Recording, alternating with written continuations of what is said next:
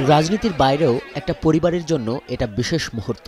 টানা ১৬ ঘন্টার দীর্ঘ সফর শেষে হুইল চেয়ার ছেড়ে পায়ে হেঁটে ঘরে ঢুকছেন বেগম জিয়া। দুই পাশে তার দুই হাত ধরে আছেন দুই পুত্রবধূ।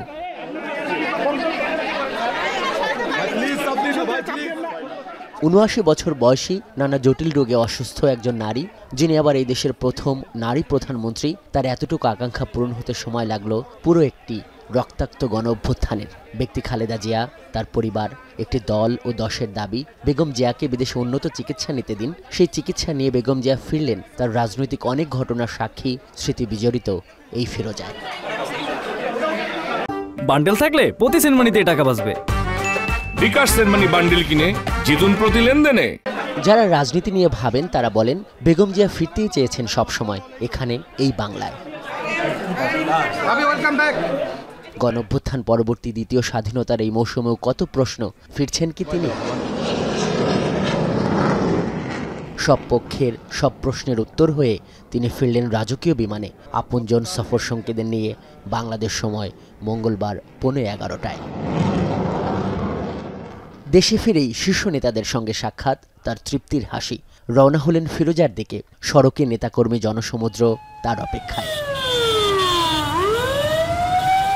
সামরিক, আধা সামরিক, বেসামরিক বাহিনীর নজিরবিহীন নিরাপত্তা ছিল, কিন্তু বেগম জিয়ার সাদা রঙের নিশান পেট্রোলটির আরেকটু কাছে পৌঁছাতে তাকে আরেকটু স্পষ্ট করে দেখার আকুতি দেখা গেছে পুরো সড়ক জুড়ে। নিরাপত্তা বাহিনী আর বেগম জিয়ার কর্মী সমর্থকদের এই মধুর লড়াই চলতে থাকে গুলশান অবধি। বিমানবন্দরের আনুষ্ঠানিকতা শেষ হয়েছে ১১টার দিকেই, কিন্তু ঘড়ির কাঁটা দুপুর ছুলেও জনাকীর্ণ ওই গাড়িবহর অতিক্রম করতে পারেনি ১০ কিলোমিটার পথ ১ ঘন্টায়ও। কেন্দ্র থেকে নির্দেশ ছিল নিরাপত্তা বাহিনীর কড়াকড়ি, তবু যে যেভাবে পেরেছেন বেগম জিয়ার এই ফেরার দিনের সঙ্গী হয়েছেন মোটর বাইক, ব্যক্তিগত গাড়ি, ছোট ট্রাক কিংবা নিতান্ত পায়ে হেঁটে নেত্রীর গাড়িবহর বরাবর।